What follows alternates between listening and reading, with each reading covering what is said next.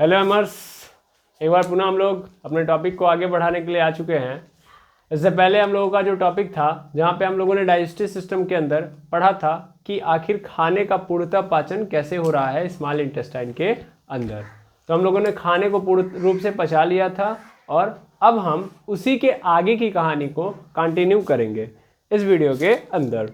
तो जैसा कि आप सभी लोग जानते हैं कि पिछले वीडियो यानी पिछले लेक्चर के अंदर हम लोगों ने क्या किया था, हम लोगों ने कार्बोहाइड्रेट को कन्वर्ट कर लिया था सिंपल कार्बोहाइड्रेट, सिंपल या इसको हम लोग क्या बोलते हैं, मोनोसेकेराइड, मोनोसेकेराइड में कन्वर्ट कर लिया था। अब कौन कौन से कार्बोहाइड्रेट थे हमारे पास, तो स्टार्च, मेनली क्या था, स्टार्च। उस स्टार्च को हम लोगों ने कन्वर्ट करके किस में कर दिया था सर, सिंपल या मोनोसेकेराइड में, जहाँ पे हमारे पास क्या आया था, ग्लूकोज आया था, ग्लूकोज हमारा सिंपल बन जाएगा। फिर क्या आया था, फ्रुक्टोज आया था, और फिर क्या आया था, गैलेक्टोज। इन तीनों में हम लोगों ने क्या कर लिया था, कन्वर्ट कर लिया था, ठीक है, कार्बोहाइड्रेट को। उसके अलावा हम लोगों ने जब प्रोटीन को पकड़ा था तो प्रोटीन को किस में कन्वर्ट कर लिया था, तो सर प्रोटीन को कन्वर्ट कर लिया था एमिनो एसिड में। और उसके बाद फिर हम लोगों ने क्या किया था, उसके बाद हम लोगों ने फैट को पकड़ा था और फैट को हम लोगों ने दो पोर्शन में कन्वर्ट कर लिया था। एक था फैटी एसिड और दूसरा है क्या सर, ग्लिसरॉल, यानी इसको भी तोड़ के छोटे छोटे पोर्शन में कन्वर्ट कर दिया। यही तीन हमारे मेजर न्यूट्रिएंट थे और तीनों को कन्वर्ट कर लिया है इस फॉर्म में। खाना खाया था तो खाने के अंदर ये था और खाने से पाया क्या, डाइजेस्टिव सिस्टम में इन लोगों में कन्वर्ट कर लिया, यानी इन न्यूट्रिएंट के अंदर कन्वर्ट कर लिया, ठीक है। तो आई होप आपको कहानी समझ में आ गई थी पिछले वीडियो के अंदर। लेकिन अभी कहानी का अंत नहीं हुआ था, बस ये हुआ था कि ये चीज़ें कंप्लीट हो गई थी। और ये चीज़ें हो कहाँ रही थी, ये चीज़ें हो चुकी थी स्मॉल इंटेस्टाइन के अंदर। और स्मॉल इंटेस्टाइन के अंदर भी कहाँ हो गई थी सर, वहाँ पे हम लोगों ने अभी तक सिर्फ और सिर्फ जिक्र किया था ड्यूडेनम का। जबकि स्मॉल इंटेस्टाइन के अंदर अगर हम बात करें तो स्मॉल इंटेस्टाइन के कितने पोर्शन थे, 3। सबसे पहला ड्यूडेनम, कौन सा था, ड्यूडेनम। और उसके बाद क्या था, जेजुनम, क्या था, जेजुनम। और उसके बाद इलियम, क्या था, इलियम। अब देखिए ड्यूडेनम के अंदर ही सभी कहानियां स्टार्ट हुई थी। जैसे कि लीवर ने आके बाइल जूस कहाँ दिया था सर, बाइल जूस हमको मिला था ड्यूडेनम में, है ना, बाइल जूस मिला था। फिर इसी तरीके से और क्या मिला था, पैनक्रियाटिक जूस भी हमको कहाँ मिला था सर, ड्यूडेनम में, पैनक्रियाटिक जूस भी ड्यूडेनम में। इसी तरीके से हम लोगों ने देखा था कौन सा जूस बताइए, इंटेस्टाइनल जूस भी मिला था हमको, कहाँ मिला था, वो भी इसी में, ड्यूडेनम में, इंटेस्टाइनल जूस, ठीक है। इंटेस्टाइनल जूस भी हम लोगों को ड्यूडेनम में मिल गया था। और ये तीनों जूस मिक्स हो गए थे कहाँ पे, ड्यूडेनम में। और देखिए ये तीनों जूस जब मिल जाते हैं खाने के अंदर तो क्या होता है, ये खाना कहाँ फैल जाता है, जेजुनम में। कहाँ फैल जाता है, जेजुनम में, जहाँ पे क्या हो जाता है, खाने की मिक्सिंग। देखिए ड्यूडेनम में ये तीनों जूसेस, 3 तरीके के अलग अलग जूस मिलते हैं और उसके बाद क्या होता है, जो खाना होता है उसके अंदर अच्छे से मिक्सअप हो जाए, या ये तो तीनों मिले लेकिन अच्छे तरीके से मिक्स करने के लिए कहाँ खाना जाता है, जेजुनम, यानी जेजुनम में खाना पूरा क्या हो जाता है, फैल जाता है। और उसके बाद फिर खाना कहाँ चला जाता है, अब खाना कहाँ रह गया, खाने के अंदर क्या आ चुका है, क्या निकल चुका है, न्यूट्रिएंट। और ये न्यूट्रिएंट कहाँ चला जाता है भैया, इलियम में। ये जितने भी न्यूट्रिएंट है वो कहाँ चले जाएंगे, इलियम में, समझ पा रहे हैं। और कहानी किस में जाएगी अब, इलियम में। तो ड्यूडेनम में ये तीनों मिले, जेजुनम में खाने को बस फैलाया गया था कि अच्छे तरीके से मिक्स हो जाए और उसमें से न्यूट्रिएंट निकल पाए। और फिर आके पूरा का पूरा न्यूट्रिएंट कहाँ चला जाता है, इलियम में। कहाँ चला जाता है, इलियम में, ठीक है। अब इलियम में कहानी स्टार्ट होती है, यहाँ पे नीचे दिख रहा था जी, बिल्कुल। अब देखते हैं इलियम में क्या होता है, इसको तो आप लोगों ने समझ ही लिया था। तो चलिए इलियम की कहानी को समझते हैं। दरअसल इलियम में होता यह है कि इलियम में ही एब्जॉर्प्शन होता है उस न्यूट्रिएंट का, किसका सर, उस न्यूट्रिएंट का। जैसे देखिएगा मैं यहाँ पे लेके आता हूँ इन सभी न्यूट्रिएंट को, तो जितने भी न्यूट्रिएंट हैं ये सब आते हैं कहाँ पे, स्मॉल इंटेस्टाइन में भी कहाँ, इंटेस्टाइन में, उसमें भी कहाँ, इलियम वाले पोर्शन में। कौन से पोर्शन में, इलियम वाले पोर्शन में। और जब इलियम वाले पोर्शन को आप देखोगे तो इलियम पोर्शन का आप स्ट्रक्चर देखोगे तो कैसा है, वो फिंगर लाइक स्ट्रक्चर है। कैसा स्ट्रक्चर है, फिंगर लाइक स्ट्रक्चर। जैसे एक फिंगर होता है ना हमारा, एक फिंगर, क्या फिंगर मतलब सब ये उंगलियां है ना, देखिए ऐसे ऐसे है कि नहीं है, बीच में गया है, फिर ऐसे, फिर ऐसे, फिर ऐसे, ऐसे है ना। ऐसे ही इलियम का स्ट्रक्चर भी होता है, ठीक है। इलियम का भी क्या होता है, स्ट्रक्चर। और इलियम के स्ट्रक्चर से की खास बात यह है, क्या खास बात है भैया, कि इसके पास सरफेस एरिया ज़्यादा होता है। सरफेस एरिया क्या होता है, ज़्यादा। सरफेस एरिया क्या होता है, ज़्यादा। देखो सरफेस एरिया कैसे ज़्यादा होता है। मान लो एक सामान्य पाइप है, ऐसे एक ऐसे पाइप है, तो इसमें ज़्यादा सरफेस एरिया होगा। सरफेस एरिया मतलब पृष्ठीय सतह, या सिंपल बोलूँ तो इसमें ज़्यादा क्या बोलते हैं, कपड़ा लगेगा। ऐसे मतलब समझ लो कि मान लो इस पाइप को हमको कवर करना है किसी कपड़े से, तो इसमें ज़्यादा कपड़ा लगेगा कि इसको कवर करने में ज़्यादा कपड़ा लगेगा। सर एक सीधी पाइप है, इसको आराम से आप कवर कर लोगे ऐसे ऐसे करके, लेकिन इसमें क्या है, इधर भी बांधो, ऐसे भी बांधो, ऐसे ऐसे ऐसे ऐसे, तो ज़्यादा कवर करना पड़ेगा कि नहीं करना पड़ेगा। तो इसका सरफेस एरिया क्या है, ज़्यादा। अगर सरफेस एरिया ज़्यादा होने से क्या फ़ायदा है, ध्यान दीजिएगा। एक्चुअल में जेजुनम से जो न्यूट्रिएंट होता है इन सरफेस एरियाज के अंदर एब्जॉर्ब हो जाता है। ये जो सरफेस एरिया है ना, इस सरफेस एरिया में क्या हो जाता है, एब्जॉर्ब हो जाता है। एब्जॉर्ब मतलब अवशोषित हो जाता है। ये सरफेस एरिया जो है, या ये जो सरफेस है सिंपल, वो क्या कर लेता है, इन सभी न्यूट्रिएंट को क्या कर लेता है, सोख लेता है। क्या कर लेता है, सोख लेता है। सोख कैसे लेता है, क्योंकि यहीं पे क्या मौजूद होता है, विलाई। क्या मौजूद होता है, विलाई। विलाई क्या होता है, विलाई, या उसी को बोलते हैं विली, या हिंदी में इसी को बोलते हैं दीर्घ रोम। क्या प्रेजेंट होता है, दीर्घ रोम। तो ये जो न्यूट्रिएंट है इस सरफेस एरिया पे मौजूद विलाई में क्या हो जाता है, एब्जॉर्ब। विलाई में क्या हो जाता है, एब्जॉर्ब। और एक बात और समझिएगा, ये जो विलाई होता है, मतलब यहाँ पे विलाई मौजूद होगा, ये विलाई कनेक्ट होता है ब्लड से। किससे कनेक्ट होता है, ब्लड से। छोटी छोटी ब्लड कैपिलरीज होती हैं, यहीं पे मौजूद होती हैं। क्या होती हैं, ब्लड कैपिलरीज, इस सरफेस एरिया पे मौजूद होती हैं। समझ पा रहे हैं, यानी विलाई पाइप से क्या होती हैं, कनेक्टेड होती हैं। कौन, ब्लड के पाइप। समझ पा रहे हैं, ऐसे। अरे हाँ ना बोलिए, क्लियर है। इस तरीके से मौजूद होते हैं पूरे के पूरे खाने में। मतलब ये पाइप है, ये इलियम है, इलियम के अंदर क्या मौजूद होता है, विलाई। अगर इसके ऊपर देखोगे तो क्या मौजूद मिलेगा आपको, विलाई। क्या मिलेगा, विलाई।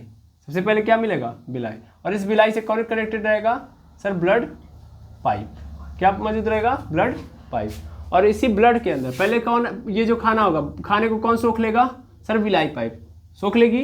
विलाई यहाँ पे होगी, छोटे छोटे रोम होंगे, या सीधा सीधा बोल सकता हूँ मैं कि यहाँ पे छोटे छोटे पोर्स होंगे। उन पोर्स के रास्ते वो न्यूट्रिएंट सोख लिए जाएंगे और फिर जाके किस में मिल जाएंगे, ब्लड में। किस में मिल जाएंगे, ब्लड में। किस में मिल गया भैया, ब्लड में। ब्लड में मिल गया, यानी जो आपने खाना खाया था उस खाने का जो न्यूट्रिएंट था वो किस में कन्वर्ट हो चुका है, ब्लड में। ये क्या था आपका, स्मॉल इंटेस्टाइन। ये क्या था, स्मॉल इंटेस्टाइन। स्मॉल इंटेस्टाइन से खाना कहाँ चला गया, विलाई में। विलाई से कहाँ चला गया, ब्लड में। आयो समझ में। अब ब्लड से खाना कहाँ जाएगा, तो ब्लड से जाएगा ये खाना हमारे शरीर के जितने भी सेल और टिश्यू हैं उन सब के पास। समझ पा रहे हैं, यानी अब यहाँ से कहाँ जाएगा, all the body cells and tissues, यानी ये सब के सब कहाँ चले जाएंगे, जितने भी बॉडी के अंदर सेल्स हैं और टिश्यू हैं उनके पास चला गया। ठीक है, या नॉर्मली ब्लड के बाद डायरेक्ट आप इतना लंबा चौड़ा भाषण न लिखते हुए केवल लिख दीजिए कि ये कहाँ चला जाएगा, सेल और टिश्यू के पास। कौन लेके जाएगा, स्वयं ब्लड लेके जाएगा। समझ पा रहे हैं कहानी कैसे चली है। सर मुंह में खाना खाया, वो खाने का जो पूरा न्यूट्रिएंट था वो क्या हुआ, इस स्मॉल इंटेस्टाइन के इलियम वाले पोर्शन में। किस पोर्शन में, इलियम वाले पोर्शन में आता है। इलियम का सरफेस एरिया क्या होता है, ज़्यादा होता है, ताकि एब्जॉर्प्शन क्या हो पाए, ज़्यादा हो पाए, ये न्यूट्रिएंट को अच्छी तरीके से सोखा जा सके। तो यहाँ पे क्या होता है, पूरे के पूरे न्यूट्रिएंट इस विलाई के थ्रू कहाँ पे कनेक्ट हो जाते हैं, ब्लड के अंदर, और ब्लड से कहाँ चले जाते हैं, सेल और टिश्यू के पास।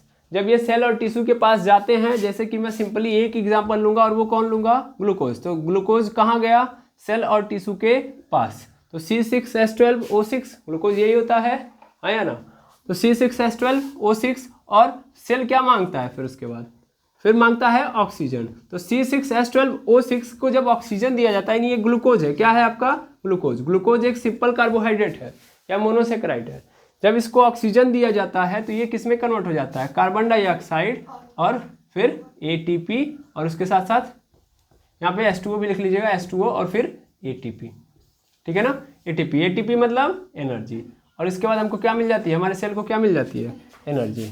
यानी ये कहाँ पे हो रहा होता है, इन आवर सेल, हमारे कोशिका के अंदर हो रहा होता है। तो कोशिका के अंदर ऐसे हो रहा होता है।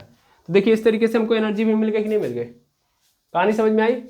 खाना गया स्मॉल इंटेस्टाइन में, स्मॉल इंटेस्टाइन में विलाई से कनेक्ट था ब्लड ने उस पूरे को लिया, और लेने के बाद कहाँ चला गया, ब्लड और सेल और टिश्यूज के पास। जब ये न्यूट्रिएंट हमारा गया सेल और टिश्यूज के पास तो क्या हुआ, जैसे कि हम एक सिंपल ग्लूकोज लें तो ग्लूकोज के अंदर जब हम ऑक्सीजन मिलाएंगे, देखिए अभी ब्लड इतना ही नहीं काम करेगा, ब्लड को क्या करना पड़ेगा, इस ऑक्सीजन को भी लाना पड़ेगा। तो ब्लड फिर जाएगा दौड़ के किसको लेके आएगा, ऑक्सीजन को। जब हम सांस लेते हैं तो इसीलिए तो ऑक्सीजन लेते हैं, ताकि हमने जो खाना खाया है उस खाने से हम क्या निकाल पाए, एनर्जी निकाल पाए। तो हम ऑक्सीजन मंगाते हैं और इस ग्लूकोज को किस में कन्वर्ट कर देते हैं, कार्बन डाइऑक्साइड, फिर पानी और फिर एटीपी मतलब एडिनोसिन ट्राइफॉस्फेट, और यही हमारी बॉडी की एनर्जी करेंसी है। तो इस तरीके से हमारी बॉडी को मिल गई एनर्जी, आई बात समझ में। और इस तरीके से पूरा का पूरा डाइजेशन क्या हो चुका है, कंप्लीट, ठीक है। तो डाइजेशन कंप्लीट कहाँ हुआ बताइए, डाइजेशन कंप्लीट हुआ है स्मॉल इंटेस्टाइन में, और स्मॉल इंटेस्टाइन में भी इलियम में क्या हुआ है सर, एब्जॉर्प्शन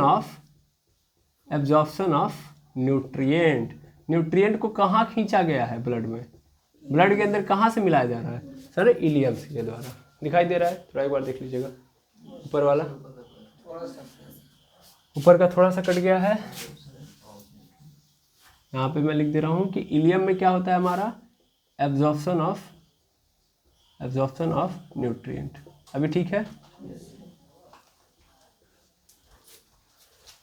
देखिए अगर हमसे बोल दे कि एब्जॉर्प्शन ऑफ न्यूट्रिएंट कहाँ हो रहा है, ऐसे 4 ऑप्शन दे रहा है, बोले large intestine, small intestine, stomach और पैनक्रियाज, चारों में से कौन सा सही रहेगा, स्मॉल इंटेस्टाइन।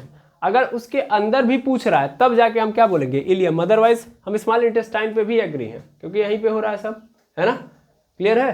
तो ये कभी मत सोचिएगा कि अगर इलियम नहीं दिया ऑप्शन में तो आप कंफ्यूज रहेगा, स्मॉल इंटेस्टाइन भी एब्जॉर्प्शन ऑफ न्यूट्रिएंट के लिए अवेलेबल है, ठीक है। अदरवाइज अगर ऑप्शन में इलियम है तो आप किस पे मारोगे, इलियम पे, क्लियर है।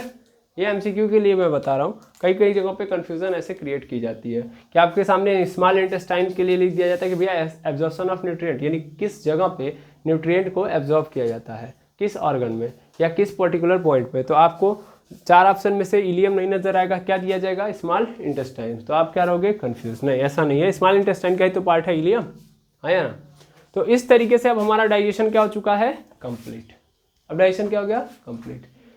लेकिन कहानी खत्म नहीं है, कहानी तो अभी बची है। और वो बची कहानी क्या है कि भैया खाने के अंदर से आपने क्या निकाल लिया, न्यूट्रिएंट निकाल लिया, इन जो आपके फायदेमंद वाली चीज थी वो तो निकाल लिया, है ना।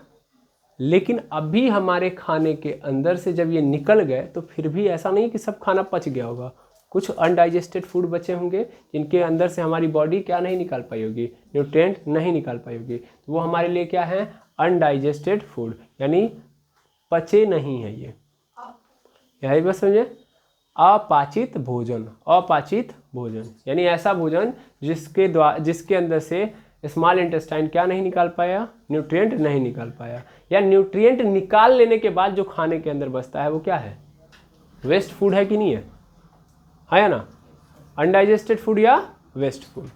तो अभी हमारे बॉडी के अंदर क्या बचा हुआ, हमारे पेट के अंदर अनडाइजेस्टेड फूड। समझ में आई बात।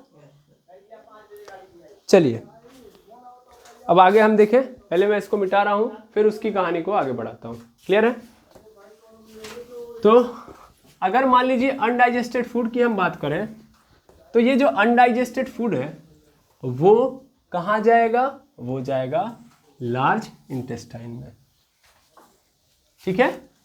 स्मॉल इंटेस्टाइन से खाना कहाँ जाएगा, अब इंटेस्टाइन से खाना जाएगा,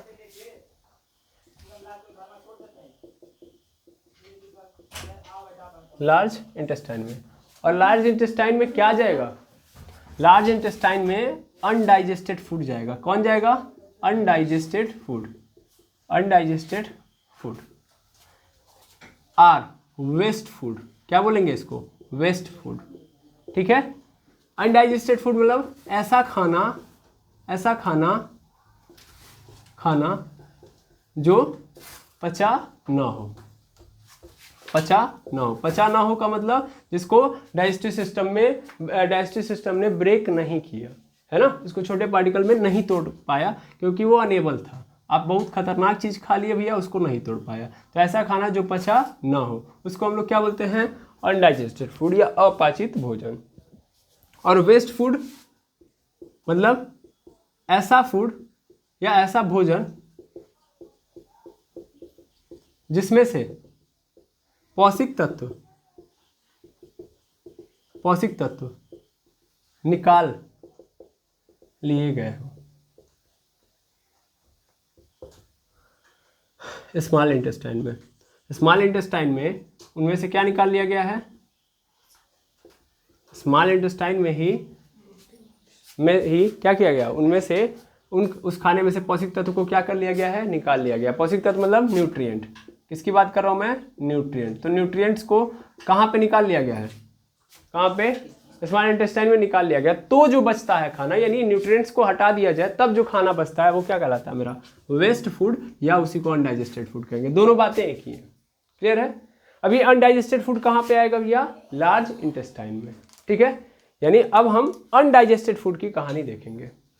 अभी आप जानते हैं कि लार्ज इंटेस्टाइन मतलब हिंदी में इसको क्या बोलते हैं? बड़ी आंत। तो इसका नाम केवल बड़ा है कि नहीं है? बाकी लंबाई क्या है? छोटी है। इसकी अगर लेंथ की बात करेंगे तो लेंथ मतलब लंबाई कितनी होती है? 1 से 1.5 मीटर, है ना।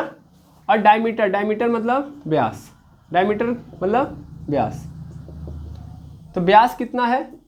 तो यही तो है इसकी कहानी। क्योंकि ये बड़ा क्यों है? क्योंकि इसकी जो पाइप होता है, इसका जो पाइप होता है वो क्या होता है? मोटा होता है। और ये कितना होता है भैया? तो ये होता है 3 इंच। कितना होता है? 3 इंच। जबकि छोटी आंत को छोटा क्यों बोलते हैं? क्योंकि वो पाइप पतली है। पतली क्यों है? क्योंकि उसका डायमीटर 1 इंच का है, लेकिन लंबाई उसकी सबसे ज़्यादा है ना। Yes or no? क्लियर है इतना? Yes or no? क्लियर? बिल्कुल। तो आई होप आपको समझ में आ रहा होगा। लेंथ कितनी है इसकी? 1 से 1.5 मीटर। किसकी? बड़ी आंत की लेंथ 1 से 1.5। लेकिन डायमीटर यानी व्यास या मोटाई बोल सकते हो। मोटाई कितनी है? तो 3 इंच। क्लियर है? अब मैं और आगे बढ़ूं और आगे समझूं तो जो लार्ज इंटेस्टाइन है भैया वो 3 पार्ट में डिवाइडेड है। अगर मैं 3 पार्ट बोलूं तो हाँ ठीक रहेगा। 3 पार्ट कौन कौन से? सबसे पहला तो सिक्कम। क्या है? सिक्कम। दूसरा है कॉलोन। और तीसरा है रेक्टम। क्या है? रेक्टम। ठीक है। पहला क्या है? सिक्कम, दूसरा है कॉलोन और तीसरा है रेक्टम। अगर हम सिक्कम, कॉलोन और रेक्टम की बारी बारी बात करें तो सिक्कम क्या है उसको समझने से पहले मैं कॉलोन को भी डिवाइड कर देता हूं। अच्छा, कॉलोन को डिवाइड करोगे तो कॉलोन फर्दर 3 पोर्शन में जाएगा। 3 नहीं 4। एक होगा आपका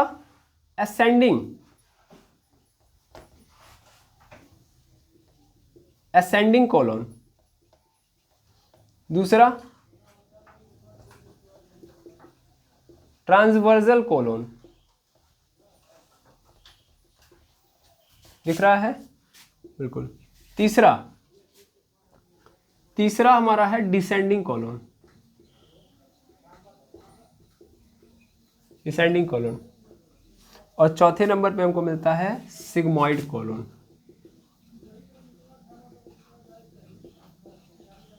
ठीक है? आई बात समझ में? और फिर यहाँ पे क्या आपको मिलेगा? रेक्टम। और रेक्टम से ही कनेक्ट होगा एनस। ठीक है। रेक्टम का निचला पोर्शन क्या होता है आपका? एनस। ठीक है। तो थोड़ा कहानी को समझिएगा, ऐसे चल रही होती कहानी। सबसे पहले देखिए स्मॉल इंटेस्टाइन है। स्मॉल इंटेस्टाइन में भी कहानी समझिएगा, बड़े अच्छे से समझिएगा। ये स्मॉल इंटेस्टाइन है। स्मॉल इंटेस्टाइन में भी कहानी कहाँ पे आई थी? इलियम। कहाँ आई थी? इलियम। इलियम से खाना सिक्कम, सिक्कम से असेंडिंग कोलोन, असेंडिंग से ट्रांसवर्सल कोलोन, ट्रांसवर्सल से डिसेंडिंग कोलोन, डिसेंडिंग कोलोन से सिग्मॉइड, और सिग्मॉइड से फिर कहाँ जाएगी कहानी, रेक्टम, रेक्टम से एनस, खत्म। समझ में आ रहा? खाना आपके शरीर से क्या हो चुका है, बाहर। इस तरीके से कहानी चलेगी। बहुत ज़्यादा 3-5 हो चुका है इसमें, तो थोड़ा सा मैं मिटा के आपको समझाना चाहूँगा। फिलहाल में आप इतना नोट डाउन कर लीजिए, ओके। फिर मैं आपको इमेज के थ्रू समझा रहा हूँ। चलिए देखिएगा, अब मैं सबसे पहले आपको इमेज दिखाऊंगा, फिर आपको क्रिस्टल क्लियर हो जाएगी कहानी पूरी की पूरी। जैसे आप देख पा रहे होंगे, और सबसे पहले आप यहाँ पे देखिए, सबसे पहला आपका ऊपर से स्टार्ट होता है कहानी यहाँ पे आपको माउथ दिख रहा है, माउथ के बाद फिर आपको टीथ दिख रहा है, टीथ के बाद यहीं पे टंग दिख रहा है, फिर यहाँ पे बहुत सारे स्लाइवरी ग्लैंड है, यहाँ पे क्या है, एपिग्लोटिस है जो ढक्कन है जिसके सहारे ये खाना कहाँ पे आता है, इसोफेगस में आता है। अब ये पूरी पाइप जो है इसोफेगस की है। इसके बाद यहाँ पे आपको क्या दिख रहा है, लीवर दिख रहा है, ये क्या है आपका, लीवर है। फिर यहाँ पे देखेंगे साइड में जो है आपका, ये क्या है, स्टोमक है। ये सब आपको इमेजेस आपको नजर आ रहे होंगे। और देखिए ये जो हरा कलर का है आपको क्या दिख रहा है, ये है आपका गाल ब्लैडर। और देखिए गाल ब्लैडर हरा क्यों होता है, क्योंकि इसके अंदर क्या पाया जाता है, बिलीवर्डिन। बिलीवर्डिन के कारण ही क्या होता है, बाइल जूस के अंदर क्या पाया जाता है, बिलीवर्डिन, जिसके कारण कलर कैसा होता है, ग्रीन, जबकि येलो कलर बिलीरुबिन के कारण आता है। ठीक है, अब होता क्या है, कहानी ध्यान से समझेंगे। देखिए इसीलिए मैंने बोला था कि यहाँ पे हरा कलर आपको नजर आएगा। अब देखिए यहाँ पे छोटे से पोर्शन में, यहाँ पे ये आपका बीच में क्या है, पैनक्रियाज है, ये आपका क्या है, लीवर है। अब देखिए लीवर से गाल ब्लैडर से एक पाइप आई है, और ये पाइप कहाँ पे आके जुड़ी है, तो सर ये जुड़ी है यहाँ पे, और इस वाले पोर्शन को हम लोग क्या बोलते हैं, पहली बात तो ये पैनक्रियाज है, और ये जो पाइप आई है इस पाइप से जाके कनेक्ट हुई है, और ये है स्मॉल इंटेस्टाइन की पाइप, क्योंकि ये रहा स्टोमक, और स्टोमक यहाँ पे खत्म, इस वाले पॉइंट पे खत्म, और यहाँ से स्मॉल इंटेस्टाइन चालू, और स्मॉल इंटेस्टाइन का भी कौन सा पोर्शन, ड्यूडेनम। अब देखिए ये ड्यूडेनम ऐसे चलते आ रहा है, देखिए ये चलते आया, और फिर आपको नजर आएगा, देखिए बीच में कितना पूरा का पूरा मुड़ा हुआ है, ये पूरा का पूरा स्मॉल इंटेस्टाइन है, दिख रहा है, बिल्कुल। अब ये स्मॉल इंटेस्टाइन आके खत्म होता है इस पोर्शन पे, ध्यान से देखेंगे यहाँ पे, ये पूरा का पूरा बीच में क्या है, स्मॉल इंटेस्टाइन है, ये पूरा का पूरा स्मॉल। अब ये आके खत्म कहाँ पे हुआ है, इस पॉइंट पे, ये आपका सिक्कम है, जहाँ पे स्टार्ट होता है लार्ज इंटेस्टाइन, उस पॉइंट को हम लोग क्या बोलते हैं, सिक्कम। अब सिक्कम से स्टार्ट होगा जस्ट यहाँ से, देखिए सिक्कम ये वाला पोर्शन है, और यहाँ से ये वाला पोर्शन, यहाँ से ये पूरा का पूरा देखते जाएंगे, ये और ये साइड से आते आते आते आते यहाँ तक, ये पूरा का पूरा क्या है, कोलोन है। समझ पा रहे हैं, बिल्कुल। फिर से मेरे पास कई इमेजेस हैं क्लियर करने के लिए, लेकिन फिलहाल में समझिएगा फिर से। ये पूरा का पूरा बीच में क्या है, स्मॉल इंटेस्टाइन, ये खत्म कहाँ हो रहा है, इस पॉइंट पे, और यही पॉइंट क्या है आपका, लार्ज इंटेस्टाइन से कनेक्टेड है, दैट मीन्स ये लार्ज इंटेस्टाइन का सिक्कम पोर्शन है। फिर इस सिक्कम पोर्शन स्टार्टिंग है, फिर यहाँ से ये पूरा का पूरा कोलोन है, पूरा का पूरा क्या है, कोलोन। ठीक है, अब ये क्या है, एसेंडिंग कोलोन, ये ट्रांसवर्सल कोलोन, ये डिसेंडिंग कोलोन, और ये सिग्मॉइड कोलोन। 4 तरीके के कोलोन होते हैं।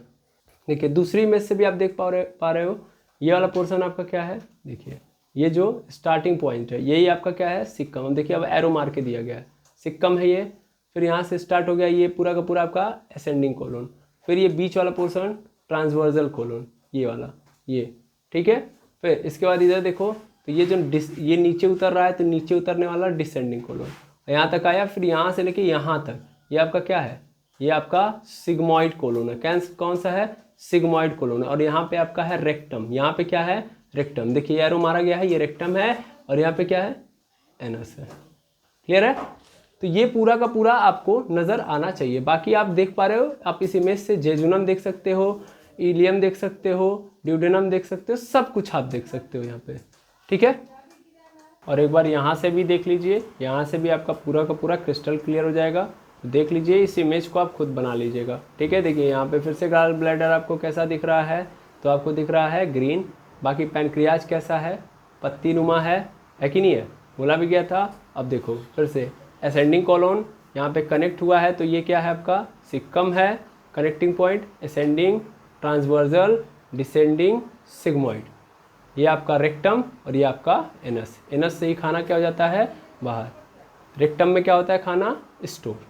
क्लियर है, तो चलिए अब हम इसी कहानी को पकड़ते हुए आगे बढ़ते हैं, ठीक है।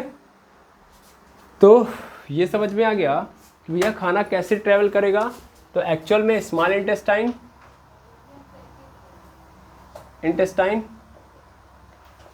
स्मॉल इंटेस्टाइन में भी कहाँ पे, इलियम, इलियम से खाना कहाँ आएगा सर, इलियम पे से खाना आएगा सिक्कम, सिक्कम से खाना सर आज चला जाएगा ये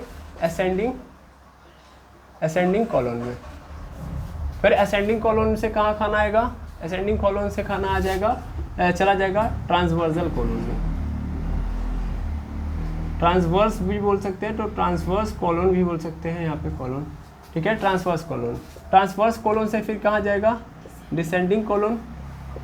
वो जो इमेज मैंने आपको दी है वो आप खुद रखेंगे माइंड में, कॉलोन, और फिर यहाँ से डिसेंडिंग से कहाँ पे जाएगा, सिग्माइड कॉलोन, सिग्माइड कॉलोन से फिर कहाँ पे खाना इकट्ठा हो जाएगा, रेक्टम में, और रेक्टम से खाना कहाँ चला जाएगा, एनस के रास्ते बाहर। देखिए रेक्टम में खाना जो होता है वो क्या होता है, स्टोर होता है, खाना नहीं, वेस्ट फूड है ये। अब ये खाना नहीं है, अब क्या है ये, वेस्ट फूड। तो स्टोर कहाँ होता है, यहाँ पे। तो अब आपके मन में क्वेश्चन आ रहा होगा कि आखिर ये आया क्यों, मतलब लार्ज इंटेस्टाइन में खाना आया ही क्यों है ना। तो आखिर लार्ज इंटेस्टाइन में खाने के आने का कारण क्या था, पहली चीज। क्या इसमें कुछ इंटरेस्टिंग फैक्ट है कि केवल ये रास्ता ही है, नहीं, कुछ इंटरेस्टिंग फैक्ट भी है। जैसे आप देखोगे ना सिक्कम, तो सिक्कम से ही आपको जुड़ा हुआ ऐसे मोटा सा एक पोर्शन नजर आएगा जिसको हम लोग बोलते हैं अपेंडिक्स। क्या बोलते हैं, अपेंडिक्स। ये लगभग 8 सेंटीमीटर का होता है, कितने सेंटीमीटर का, 8 सेंटीमीटर का अपेंडिक्स होता है। किससे जुड़ा होता है, सिक्कम से। उसको भी मैं इमेज के थ्रू आपको दिखा देता हूँ। तो ऐसे तो खाना इधर से उधर ट्रैवल कर रहा होता है, लेकिन एक्चुअल में पहले के ज़माने में अपेंडिक्स का काम होता था, आज के ज़माने में अपेंडिक्स का काम नहीं है। यानी हमारी बॉडी के अंदर अपेंडिक्स इस समय क्या है, वेस्टलेज है। देखिए ये बगल में सबसे नीचे देख पा रहे होगे, ये अपेंडिक्स है। क्या है, अपेंडिक्स। तो अपेंडिक्स यानी कितने सेंटीमीटर का होता है, 8 सेंटीमीटर का अपेंडिक्स होता है। अब इसकी कहानी भी समझ लीजिए अपेंडिक्स की।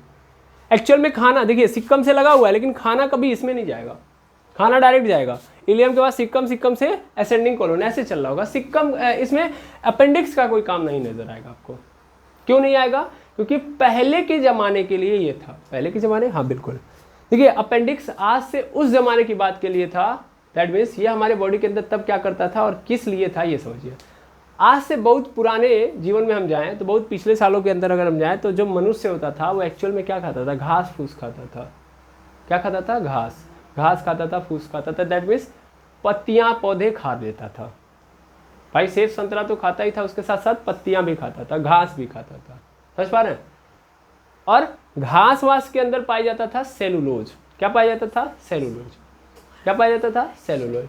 सेलुलोज का पाचन हमारी बॉडी इस समय नहीं कर सकती। आप घास खाओगे तो पचाना पॉसिबल नहीं है, लकड़ी खाओगे आपके बॉडी के अंदर पॉसिबिलिटी ही नहीं है कि वो पचा पाए। लेकिन पुराने ज़माने में क्या था कि हम लोग सेलुलोज का ज़्यादा से ज़्यादा सेवन करते थे। सेलुलोज मतलब सीधा सीधा कोई भी प्लांट से जुड़ा हुआ चीज़ है तो उसके अंदर क्या पाया जाएगा, सेलुलोज। सर खाना जो प्लांट बनाता है उसके अंदर सेलुलोज नहीं, खाना जो बनाता है उसके अंदर स्टार्च होता है, लेकिन प्लांट की बॉडी जो होती है वो क्या होती है, सेलुलोज। समझ में आ रही बात।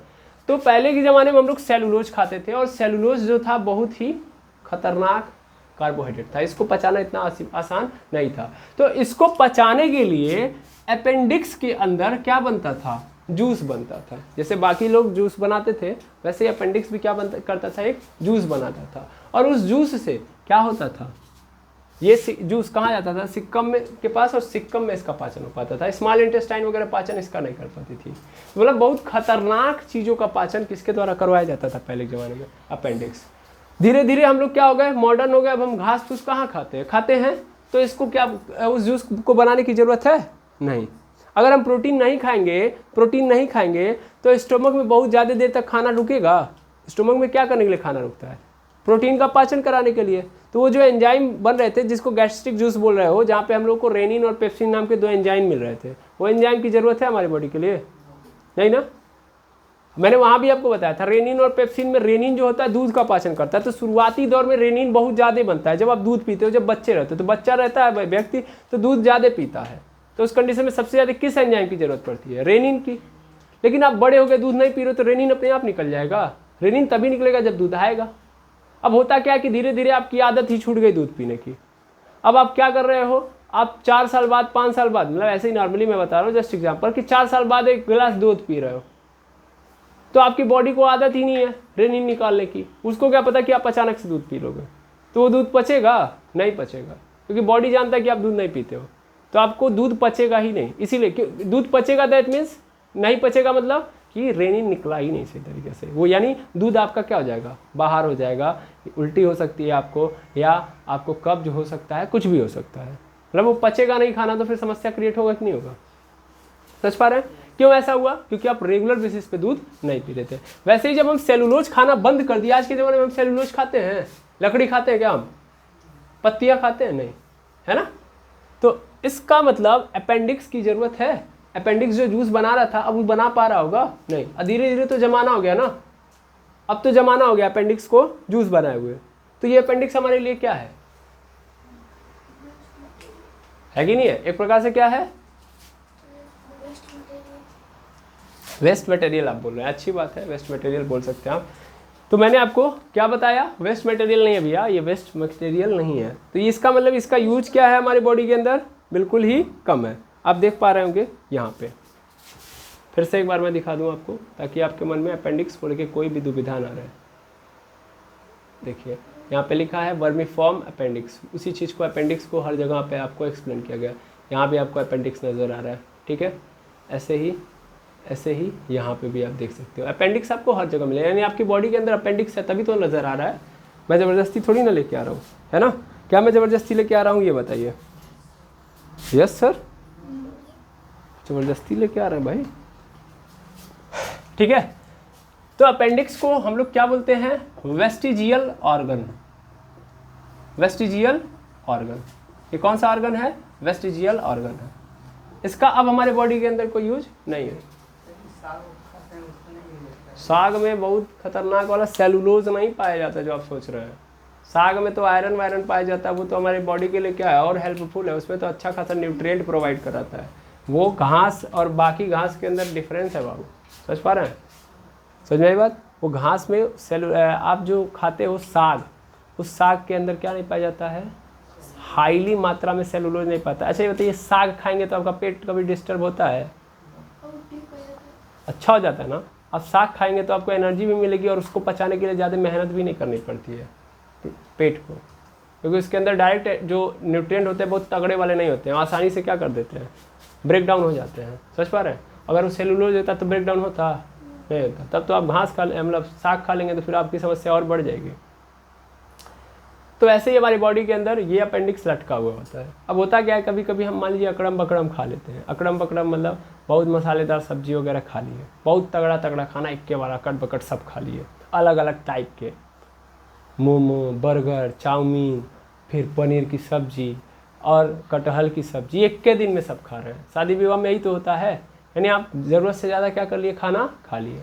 तो उस कंडीशन में क्या होता है, कभी कभी आप देखोगे कि हमारी जो बॉडी है, डाइजेस्टिव सिस्टम है, उस खाने को प्रॉपरली नहीं पाचन कर पाता, यानी खाने अच्छे तरीके से पाचन नहीं कर पाता है। तो नहीं पचा पाता है तो उसके अंदर कुछ केमिकल बच जाते हैं। आप तेल वेल खा रहे हो तो ब्रेक डाउन होगा तो उसके अंदर केमिकल ही तो है, बहुत सारा जो आप खाना खा रहे हो उसमें केमिकल तो पड़ा हुआ है ना भाई, अलग अलग तरीके से। तो वो जो केमिकल है वो बच जाता है और वो केमिकल आके कभी कभी क्या हो जाता है? अपेंडिक्स में इकट्ठा हो जाता है। कहाँ पे इकट्ठा हो जाता है? अपेंडिक्स में, क्योंकि हमारा बॉडी पचा नहीं पाएगी, तो पचा नहीं पाएगी तो खाना कहाँ, जो नहीं पचता है खाना कहाँ आएगा? लार्ज इंटेस्टाइन में। लार्ज इंटेस्टाइन में कौन सिक्कम से कनेक्ट होगा? अपेंडिक्स। तो वो जो केमिकल होंगे वो कहाँ चले जाएंगे? या खराब जो वेस्टेज केमिकल हैं वो कहाँ चले जाएंगे? अपेंडिक्स में। और अपेंडिक्स के अंदर क्या आ जाती है? सूजन आ जाती है। क्या आ जाती है? सूजन। तो आपका अपेंडिक्स यानी पेट जो होता है दर्द करना स्टार्ट कर देता है। समझ पा रहे हैं? ठीक है, आपका पेट क्या करना स्टार्ट कर देता है? दर्द करना स्टार्ट कर देता है। तो आप डॉक्टर के पास जाएंगे तो नॉर्मल देखेगा, अगर थोड़ा बहुत सूजन है, सूजन मतलब समझ रहे हैं ना, जो नॉर्मल साइज है उससे साइज थोड़ी सी इंक्रीज कर जाए तो उसी को हम लोग सूजन बोलते हैं, है ना। नॉर्मल साइज से अगर साइज के अंदर क्या आ गई? इंक्रीजमेंट आ गई, यानी बड़ी हो गया और बड़ा हो गया वो ऑर्गन। बड़ा मतलब फूल गया, सिंपल। तो इस कंडीशन में हम बोलते हैं सूजन हो गया। तो अगर नॉर्मल है तो फिर तो दवा से काम चल जाएगा, और ज़्यादा मात्रा में अगर प्रॉब्लम क्रिएट हो गई है तो फिर उसको क्या करेंगे, ऑपरेशन के थ्रू अपेंडिक्स को काट के क्या कर देंगे, निकाल देंगे। समझ पा रहे हैं? वैसे भी हमारी बॉडी के अंदर ज़रूरत है ही नहीं उसकी, है कि नहीं, तो काट के क्या कर देंगे, निकाल देंगे। तो कभी कभी अगर आपको पेट में दर्द हो रहा है, इसका अर्थ समझ पा रहे हैं, चाहे अपेंडिक्स किस साइड में होगा बताइए, लेफ्ट साइड में कि राइट साइड में, बताइए किस साइड में होगा, राइट साइड में। कौन सी साइड में होगा, राइट साइड में।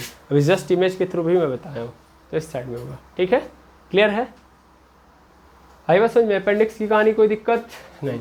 अब आता है क्वेश्चन, सर ठीक है इसके बारे में समझ लिए। अच्छा, अपेंडिक्स कब यूज किया जाता था, बहुत पहले, जब हम घास वास खाते थे। मैं इसको लिख नहीं रहा हूँ, आप समझ गया ना, खुद से लिख लेंगे। गुड, वेरी गुड, आप लोग तेज है भाई। अब इसके बाद की कहानी आप समझो, तो हो क्या रहा है, ये पूरा का पूरा इतना लंबा चौड़ा रास्ता फॉलो करना पड़ रहा है उस खराब मटेरियल को। आखिर खराब मटेरियल को इतना रास्ता क्यों ट्रैवल करना पड़ता है? स्मॉल इंटेस्टाइन के बाद से डायरेक्ट निकाल देना चाहिए था, तो नहीं, अभी खाने के अंदर कई सारी चीज़ें हैं, समझ पा रहे हैं, और उन कई सारी चीज़ों को हमको लेना है। जैसे अब खाने के अंदर न्यूट्रिएंट तो नहीं है, लेकिन अभी भी क्या बचा हुआ है, पानी।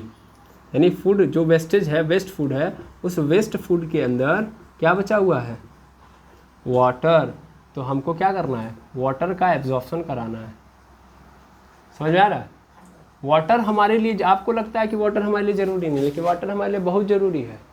हमारी पूरी बॉडी के अंदर 68 से लेके 70% पोर्शन क्या है, वाटर है। समझ पा रहे हैं? 68 से 70% हमारे बॉडी में क्या है, पानी है।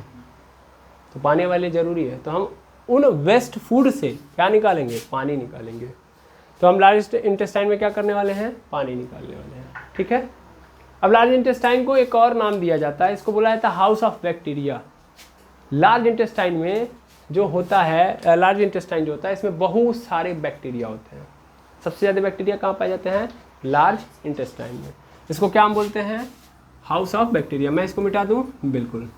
तो मैं लार्ज इंटेस्टाइन की कहानी को आगे बढ़ाता हूँ और थोड़ा बहुत यूज समझ लेता हूँ, तभी तो मैं समझ पाऊँगा कि आखिर कहानी क्यों यहाँ पे आई है, इसको भी समझ लीजिएगा। तो लार्ज इंटेस्टाइन जो होता है, यहाँ पे जब खाना आता है, तो लार्ज इंटेस्टाइन को हम लोग क्या बोलते हैं भैया, हाउस ऑफ बैक्टीरिया। बैक्टीरिया को हिंदी में क्या बोलते हैं, जीवाणु, जीवाणुओं का घर, जीवाणुओं का घर। क्यों बोलते हैं, क्योंकि यहाँ पे अलग अलग तरीके के बहुत सारे बैक्टीरिया क्या होते हैं, पाए जाते हैं। समझ में आ रहा है, हाँ या ना? अब ये करते क्या है बैक्टीरिया, तो इसमें ध्यान दीजिएगा, अलग अलग तरीके के बैक्टीरिया, तो आपके अनुसार तो बैक्टीरिया हमारे लिए नुकसानदायक है, लेकिन ऐसा नहीं है। लार्ज इंटेस्टाइन में जो बैक्टीरिया पाए जाते हैं वो हमारे लिए क्या है, लाभदायक है। क्या है, लाभदायक है। समझ पा रहे हैं? ये क्या करते हैं, तो ये एक्चुअल में अनडाइजेस्टेड फूड को ये जो बैक्टीरिया होते हैं, अच्छा बैक्टीरिया बहुत सारे होते हैं, इसमें मेन बैक्टीरिया कौन है, एस्केरिया बैक्टीरिया या एस्चेरिया बैक्टीरिया जिसको बोलते हैं हम लोग, एस्चेरिया कोलाई बैक्टीरिया, या इसी को हम लोग क्या बोलते हैं, ई कोलाई। क्या बोलते हैं, ई कोलाई बैक्टीरिया। तो जो ई कोलाई बैक्टीरिया होता है, एस्चेरिया मतलब ई से मतलब क्या होता है, एस्चेरिया, तो और कोलाई मतलब कोलाई बैक्टीरिया। तो ई कोलाई बैक्टीरिया इसमें मेन होता है। ऐसा नहीं कि केवल यही होता है, बहुत सारे होते हैं, लेकिन ई कोलाई बैक्टीरिया हमारे लिए क्या होता है, बहुत यूजफुल होता है। तो ये क्या करता है, वो जो अनडाइजेस्टेड फूड है भैया या वेस्ट फूड है, ये ई कोलाई बैक्टीरिया जो होता है, इस अनडाइजेस्टेड फूड को किसमें कन्वर्ट कर देता है, सर फेसेस में। किसमें कन्वर्ट कर देता है, फेसेस में। फेसेस क्या है सर, फेसेस क्या है, तो इनको हम मल बोलते हैं। क्या बोलते हैं, मल। ठीक है, समझ पा रहे हैं, हाँ या ना? बिल्कुल। ये मल है क्या, तो यही है वेस्ट फूड इसी को हम लोग बोलते हैं, जिसके अंदर न्यूट्रिएंट है ही नहीं, खराब है हमारे लिए, बिल्कुल निरर्थक। तो मल के रूप में कौन कन्वर्ट कर देता है, ई कोलाई बैक्टीरिया। अब ये ई कोलाई बैक्टीरिया जो होता है, ये जब आता है तो ये क्या कर रहा है, अनडाइजेस्टेड फूड को फेसेस में कन्वर्ट कर रहा है। तो देखो बैक्टीरिया दो तरीके से काम कर रहा होता है। अगर बैक्टीरिया को तुम कुछ दोगे, तो देखो बैक्टीरिया अगर हमारे लिए अच्छा है, तो अच्छा होने का तात्पर्य होता है कि मैं अगर बैक्टीरिया को कुछ दे रहा हूँ तो बदले में बैक्टीरिया भी मुझे कुछ दे। तो ये जो ई कोलाई बैक्टीरिया होता है एक्चुअल में हमें ये कुछ प्रदान भी करता है इसके बदले में। ये अनडाइजेस्टेड फूड से क्या लेता है, एनर्जी लेता है। ये अपने आप में ऐसे ही नहीं कर देता है, फेसेस में कन्वर्ट कर रहा होता है। देखो बैक्टीरिया का काम ही क्या है, छोटे छोटे पोर्शन में तोड़ देना। आप देख रहे हो कि बैक्टीरिया बहुत सारे, देखिए दो तरीके से। जब एक व्यक्ति मरता है, व्यक्ति कह रहा हूँ मैं, कुत्ता वगैरह देखते हैं रोड के अंदर, रोड के ऊपर मर जाते हैं, या कोई भी जानवर वगैरह मर जाता है कि नहीं मर जाता है, तो क्या वो जीवन भर वहीं पे ऐसे ही रहता है उसकी डेड बॉडी? नहीं, कुछ ही समय बाद उसकी डेड बॉडी गायब हो जाती है। क्या आप गए थे लेने, क्या कोई जानवर खा गया? नहीं, वो अपने आप गायब हुआ। तो कौन गायब किया? यही बैक्टीरिया। बैक्टीरिया आके क्या कर लिया, उसको खा के छोटे छोटे टुकड़ों में कन्वर्ट कर लिया और खा रहा है, दैट मीन्स उसको एनर्जी मिल रही है। तो ऐसे ही अनडाइजेस्टेड फूड के अंदर हम डाइजेस्ट नहीं कर पाए हमारा पेट, तो उसमें से ई कोलाई बैक्टीरिया भी क्या कर लेगा, ई कोलाई बैक्टीरिया बहुत छोटा है तो ये क्या कर लेगा, इजीली इसमें से एनर्जी ले लेगा। और एनर्जी लेने के बाद जो ये अनडाइजेस्टेड फूड होता है वो फेसेस के अंदर कन्वर्ट हो जाता है। तो अब ये बैक्टीरिया हमसे क्या ले रहा है, एनर्जी ले रहा है, तो बदले में कुछ तो देगा कि नहीं देगा, है या ना? तो ये बदले में हमको क्या देता है, हमको दो तरीके की चीज़ें देता है। एक तो हमको देता है ये विटामिन B12, विटामिन B12 और विटामिन के, दो तरीके के विटामिन देता है। एक विटामिन B12 और दूसरा विटामिन के। कौन? E coli bacteria. समझ पा रहे हैं? समझ पा रहे हैं? फिर से लार्ज इंटेस्टाइन को हाउस ऑफ बैक्टीरिया कहते हैं, क्योंकि यहाँ पे बहुत सारे बैक्टीरिया पाए जाते हैं। उसमें भी मेनली कौन से बैक्टीरिया हमारे लिए इंपॉर्टेंट है, एस्चेरिया कोलाई बैक्टीरिया या ई कोलाई बैक्टीरिया। ये क्या करते हैं, तो ई अनडाइजेस्टेड फूड के अंदर से एनर्जी ले लेते हैं और इसको किस में कन्वर्ट कर लेते हैं, फेसेस में। ये छोटे छोटे टुकड़ों में कन्वर्ट कर देते हैं, जिसको हमारा डाइजेस्टिव सिस्टम नहीं तोड़ पाया उसको कौन तोड़ लेता है, ई कोलाई बैक्टीरिया। उसको किस में कन्वर्ट कर देता है, फेसेस में। अब फेसेस में कन्वर्ट हो रहा है तो इसने हमारी बॉडी से एनर्जी ली, तो हमारी बॉडी के लिए अगर लाभदायक है तो इसको भी कुछ देना पड़ेगा। तो ये हमको एनर्जी देता है, एक तो विटामिन B12 और दूसरा विटामिन के। समझ पा रहे हैं? लेकिन अभी भी इस फेसेस के अंदर, इस वेस्ट फूड के अंदर अभी भी क्या है भैया, वाटर है। क्या है? वाटर है। तो इस वाटर का भी एब्जॉर्प्शन होगा। क्या होगा? एब्जॉर्प्शन। और इस वाटर का एब्जॉर्प्शन हो जाता है और वाटर के एब्जॉर्प्शन के बाद ये जो फेसेस हैं, ये जो मल है, पहले लिक्विड था इसके अंदर, अब क्या हो गया, सॉलिड में कन्वर्ट हो गया। क्या हो गया? सॉलिड में। क्लियर है? अब ये जब सॉलिड में कन्वर्ट हो गया तो ये सॉलिड जाके कहाँ पे स्टोर हो जाएगा, स्टोर हो जाएगा रेक्टम में। कहाँ पे स्टोर हो जाएगा, रेक्टम में। और रेक्टम में स्टोर हो जाएगा, फिर कहाँ चला जाएगा, कुछ ही देर बाद एनस के रास्ते बाहर। तो ये आपके बॉडी से ये जो फेसेस था, वेस्ट फूड था, ये जो मल था, ये क्या हो गया, बाहर हो गया। क्लियर हो गया? इस तरीके से हमारे बॉडी के अंदर का पूरा डाइजेशन होता है और ये पूरा का पूरा डाइजेशन क्या हो गया, कंप्लीट। बाकी वो जो लिखवाया था कि भैया क्या था, सीकम था, सीकम से क्या था, असेंडिंग कोलोन, असेंडिंग से ट्रांसवर्सल कोलोन, ट्रांसवर्सल से डिसेंडिंग, वो सब रास्ते हैं। वो क्या है? रास्ते हैं, जिनके रास्ते खाना आ रहा होता है। क्लियर है? तो आई होप आपको ये पूरी की पूरी कहानी डाइजेस्टिव सिस्टम की समझ में आ गई। क्लियर है? हाँ या ना? इसको भी आप नोट कर लीजिए। और एक छोटा सा टॉपिक हम इसी पे बेस्ड, जब यहाँ तक पहुँच लिए तो थोड़ा सा एक और इम्पॉर्टेंट टॉपिक पढ़ लेते हैं भैया, पेट से संबंधित या डाइजेशन से संबंधित हमारे पास कौन कौन सी बीमारियाँ होती हैं। तो सब बीमारियाँ तो नहीं हम पढ़ सकते, लेकिन एक आध दो मेन बीमारियाँ हम लोग देख लेते हैं। ठीक है?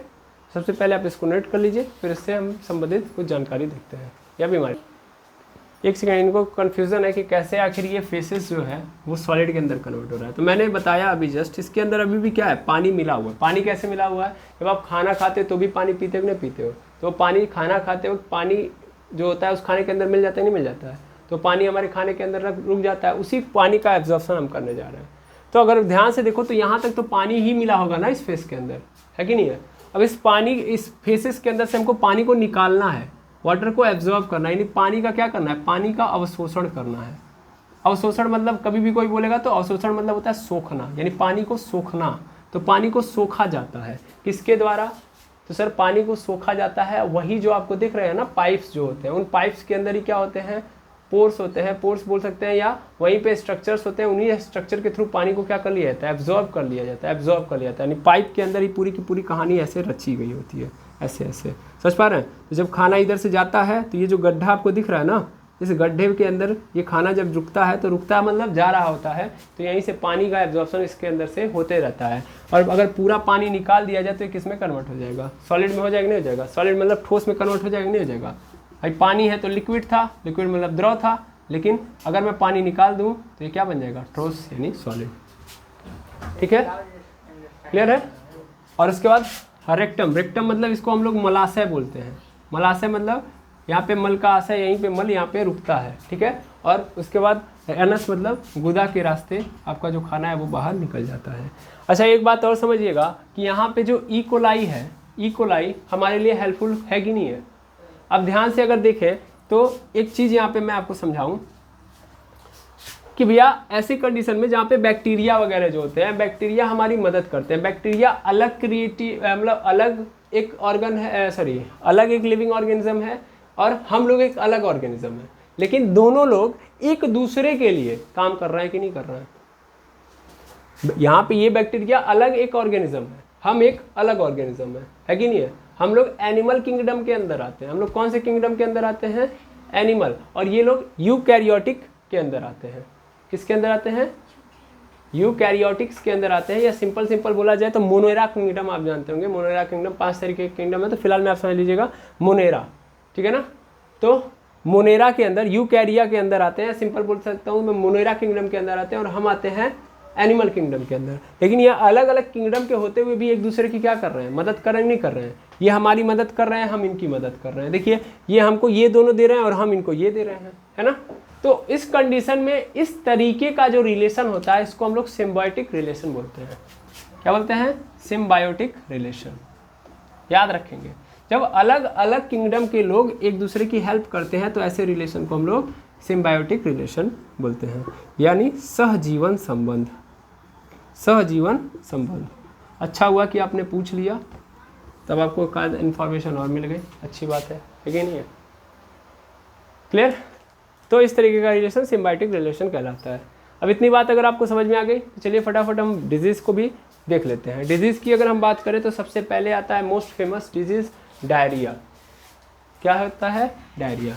अब इस डायरिया को समझाने से पहले मैं एक बात बता दूं, ये जितनी भी कहानी स्टार्ट हुई थी, यानी खाना जब स्टार्ट हुआ था कहाँ पे आया था, मतलब खाना मुंह के बाद से कहाँ पे आया था, इसोफेगस पाइप में। तो इसोफेगस पाइप के अंदर ही मैंने क्या बताया था आपको कि इसोफेगस पाइप के अंदर एक मूवमेंट हो रहा होता है जिसको क्या बोलते हैं, क्या बोलते हैं बताइएगा, फटाफट बोलिएगा, बताइए। एक मूवमेंट होता है जिसको बोलते हैं पेरिस्टाल्सिस मूवमेंट। Peristalsis movement.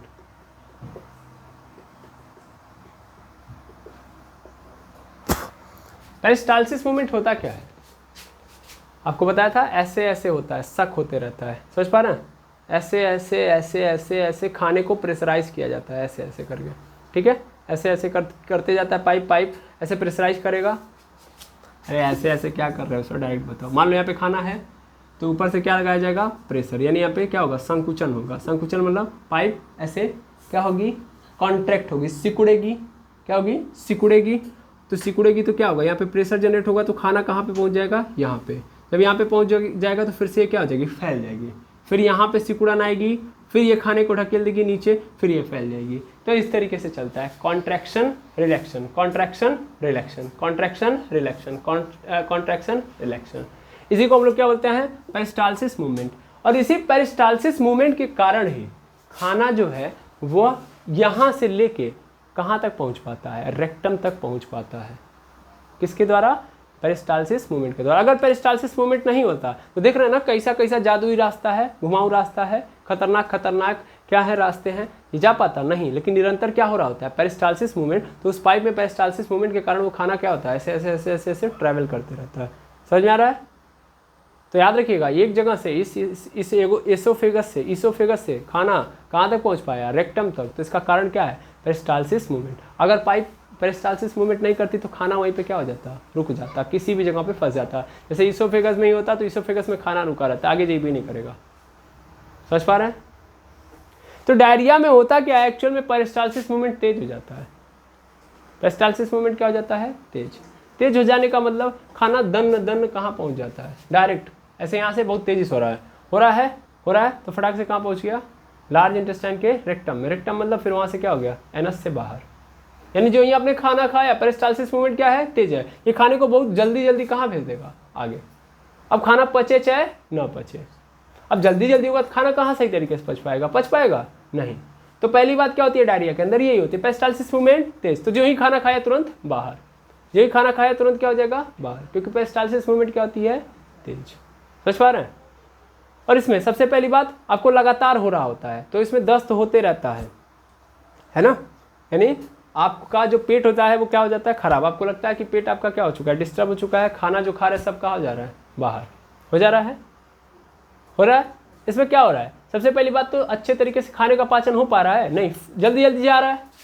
तो जहाँ पे 4 घंटे तक अमाशय में रुकना था, 3 से 4 घंटे रुकना था ना पेट के अंदर, कहाँ रुक रहा है, तुरंत जल्दी से क्या हो गया बाहर।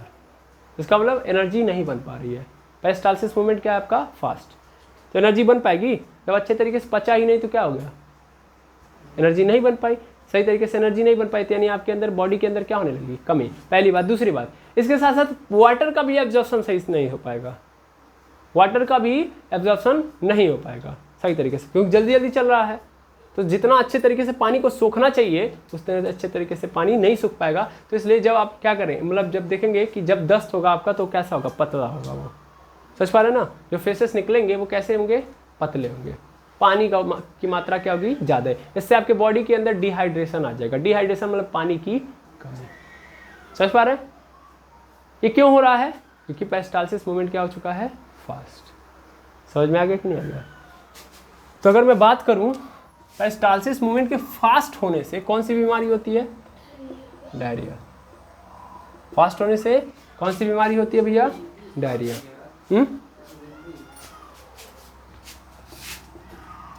डायरिया, पेरिस्टालसिस में संकुचन गति, यहाँ बोल सकते हैं, यहाँ पे संकुचन और सिकुड़न गति ऐसे बोल सकते हैं हम लोग, ठीक है, पेरिस्टालसिस मूवमेंट को। ओके, फटाफट देखेंगे डायरिया क्यों होता है, क्योंकि पेरिस्टालसिस मूवमेंट क्या हो चुका है फास्ट। और इस कारण क्या होता है भैया, इस कारण हमारे बॉडी के अंदर डिहाइड्रेशन आ जाता है, यानी पानी की कमी हो जाती है, पानी की कमी, एनर्जी की कमी, ऊर्जा की भी क्या हो जाती है, ऊर्जा की कमी। ऊर्जा की कमी क्यों हो रही है, फटाफट हो रहा है, क्लियर है। तो इससे आपको बहुत जल्दी क्या आ जाएगी, वीकनेस, बहुत जल्दी आपके अंदर क्या आ जाएगी, वीकनेस, ठीक है।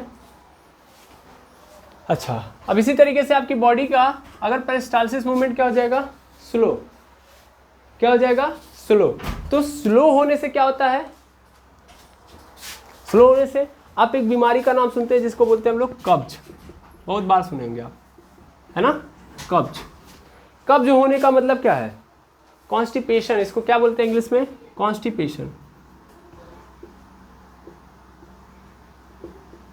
कॉन्स्टिपेशन, कॉन्स्टिपेशन मतलब कब्ज।